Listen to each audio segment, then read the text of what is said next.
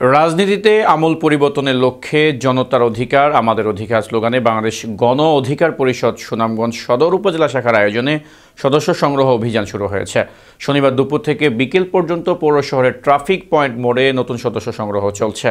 এ সময় গণ অধিকার পরিষদ সুনামগঞ্জ জেলা উপজেলা শাখার নেতৃবৃন্দ উপস্থিত ছিলেন।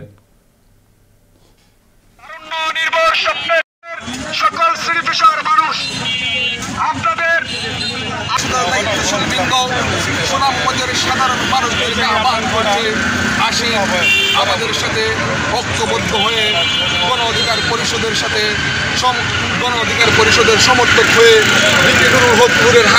পরিষদ বাংলাদেশের প্রতিষ্ঠাতা সভাপতি জনাব নুরুল হক নুরু ভাইকে সালাম জানাচ্ছি। ওনার নির্দেশ মোতাবেক সুনামগঞ্জ সদর উপজেলায় গণ অধিকার পরিষদের যোগদান কর্মসূচি বাস্তবায়িত হয়েছে। আমরা আজকে যোগদান কর্মসূচি